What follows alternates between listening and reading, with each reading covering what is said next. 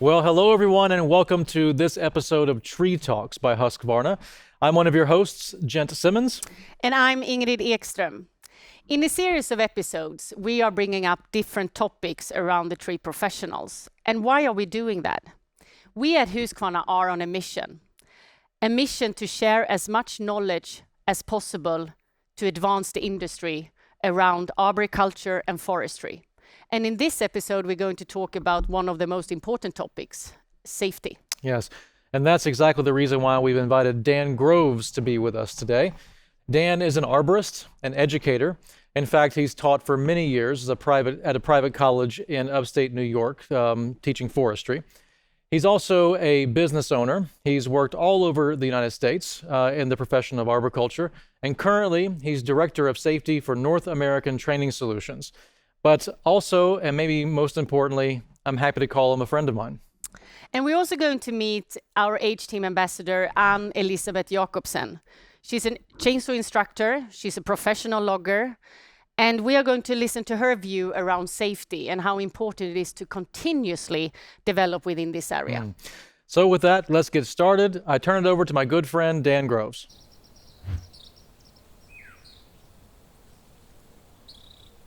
Hi, my name is Dan Groves. I'm from North American Training Solutions, and I'm here with you today to discuss a safety mindset. What is a safety mindset? Well, it's pretty easy, really. We all know what safety is, and we all try to incorporate safe work practices into our everyday lives as much as possible. And a mindset is, well, trying to have a holistic attitude about everything that we do at work and throughout our lives to try to be as safe as possible. And some of that's actually holding ourselves accountable and holding those around us accountable for all sorts of things. We're going to dive into that in a little bit. So one of the things that I've often seen over the years is when there is an accident, folks will sometimes say, well, he was dressed for success. Look at him. He had every possible piece of personal protective equipment on, and yet he still got hurt. It must have been a freak accident. I don't believe in that at all. And in fact, I think that looking at someone like that and thinking that they're dressed for success could set the wrong mindset for us. Because there's so much more to safety than just having on the personal protective equipment that goes along for the particular hazards on that site. I often like to think about a safety mindset as a culture, a safety culture that we try to build upon ourselves and with everybody on our work site. Sometimes when I show up at a job site, I'll look around and I'll think, okay, what are the ways that we could get hurt today? What are the things that could cause damage to ourselves or to personal property today? And I try to quantify those things. I try to understand as much as I can about each one of those things. And then I try to figure out how am I going to minimize that? How am I going to try to minimize all those potential risks and hazards and eliminate as many as possible before I even start my work? I'd like to introduce to you the concept of the NIOSH triangle.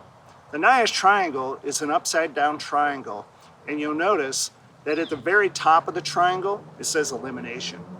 Wouldn't that be great if we could just eliminate all the risks and hazards on our job site? Well, that would be great, but it's not always possible, is it? Still, there are ways that we can think about it like that. For instance, if we had a situation where maybe we were going to climb a tree and there was a hanger up in that tree, what if we could use our throw line and remove that hanger first? We've eliminated a potential threat. That makes our lives that much better. The next one underneath, you'll see substitution.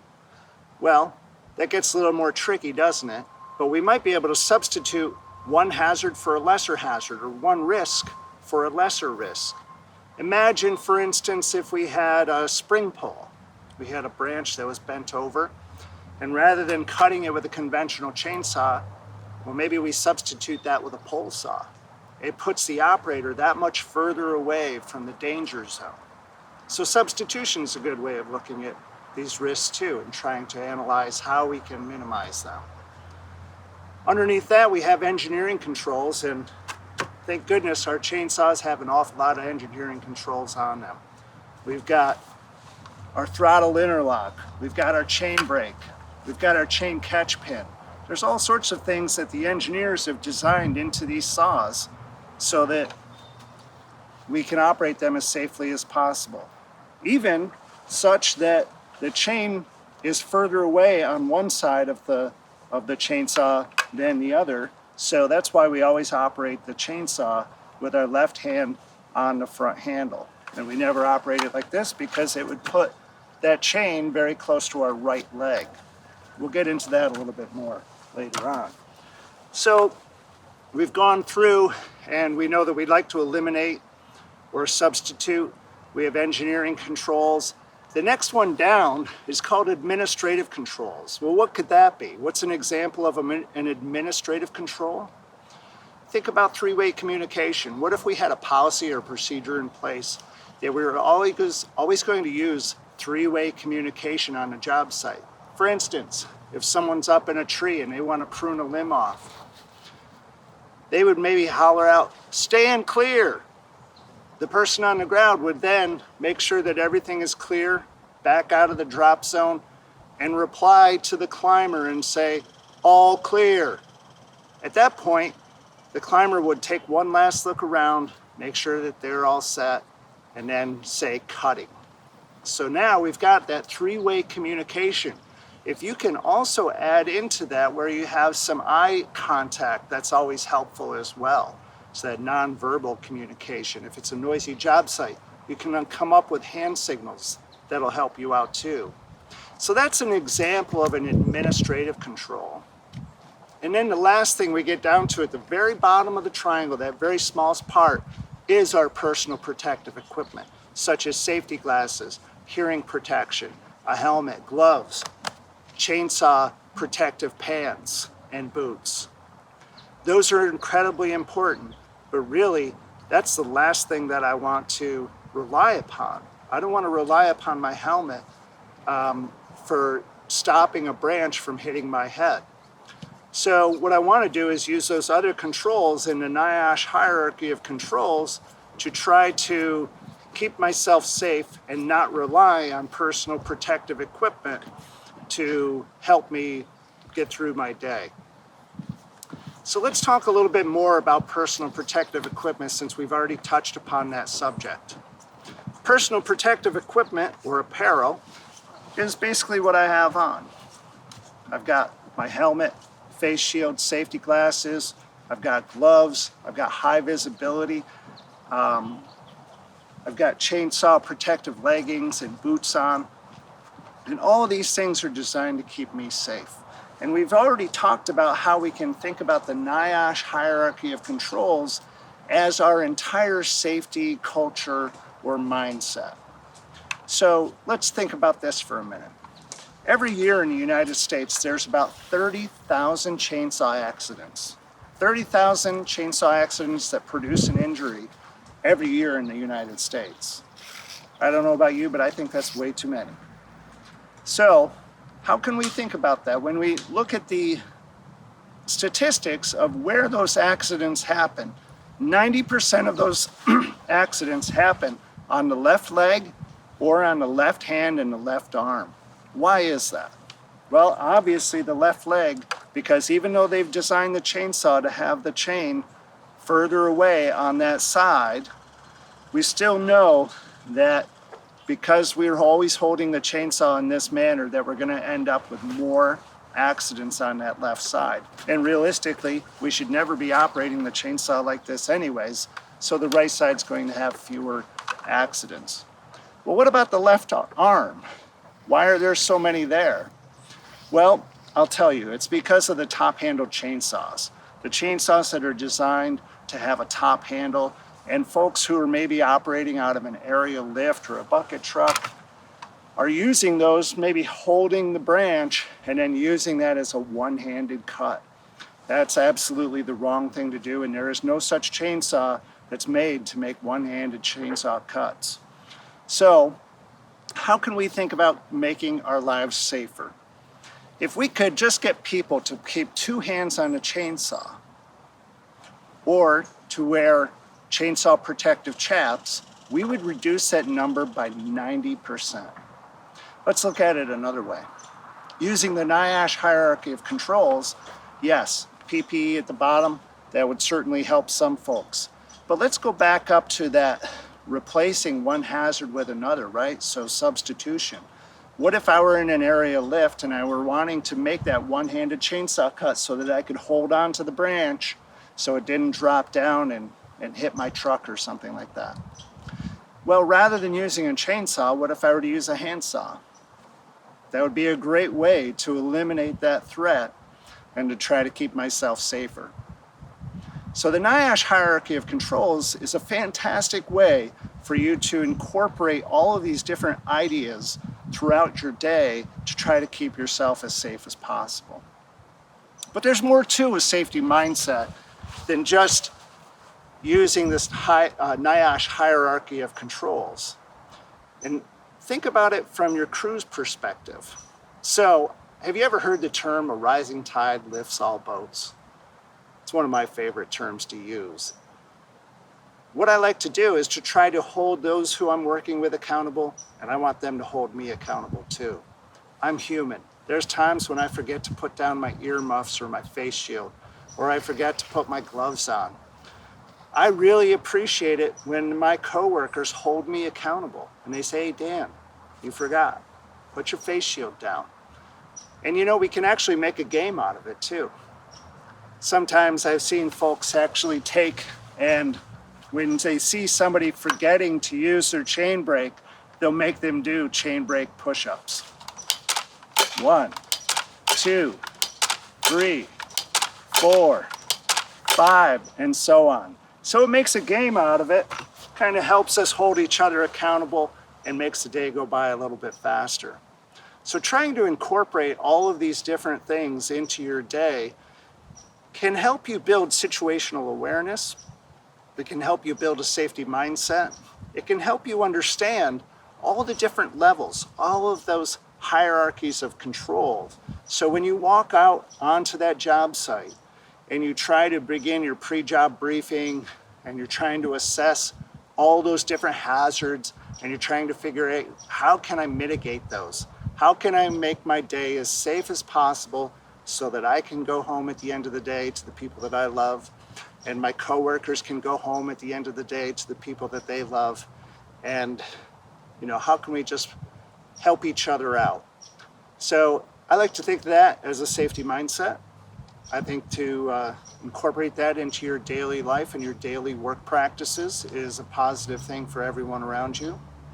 And I hope that this talk has helped you understand the ways that I think about a safety mindset, and I hope that you'll incorporate that in your day too.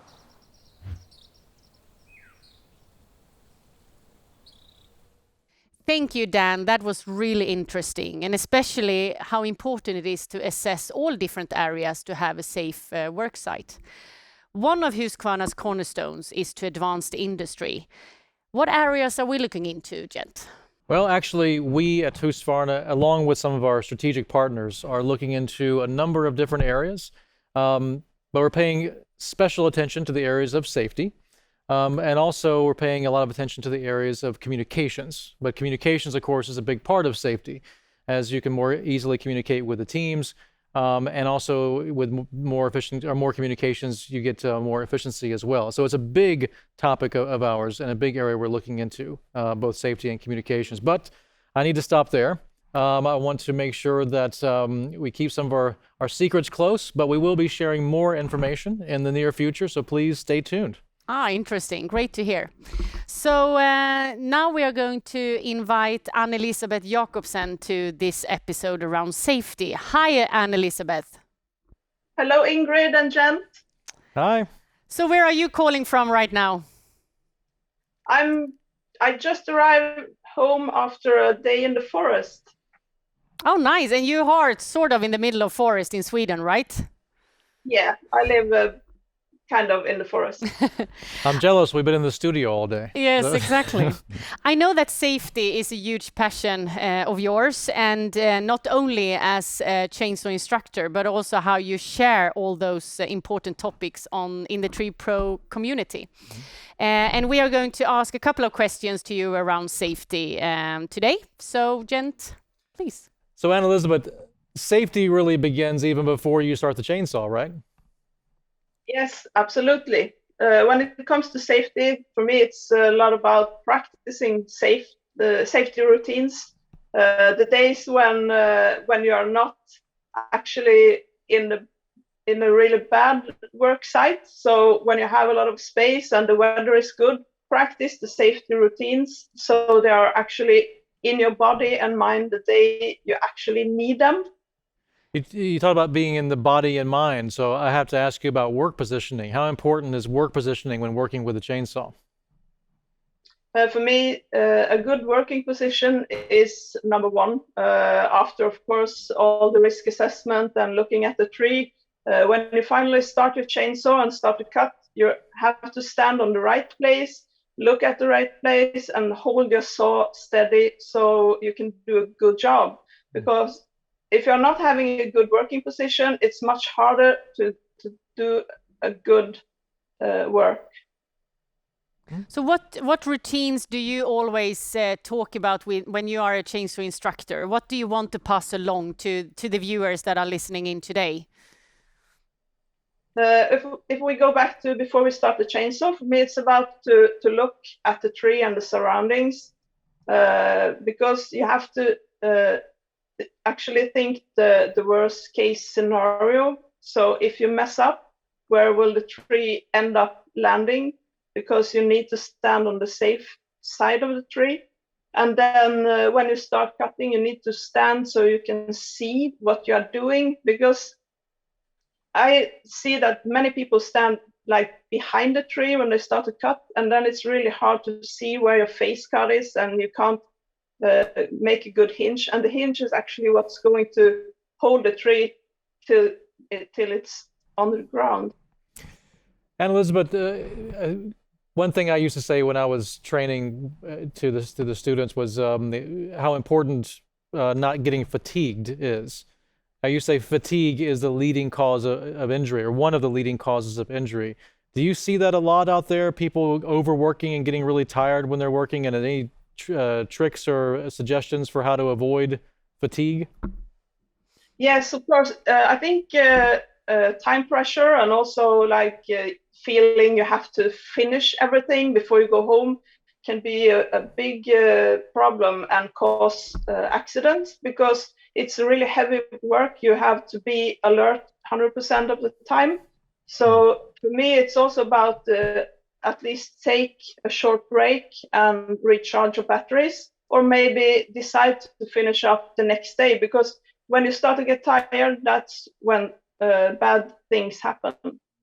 When you're doing training, Anne Elizabeth, do you have a methodology you use to teach? We used to have like a 5-step plan on felling a tree to make it really easy to lock it into people's heads. Do you have similar methodologies like that you use?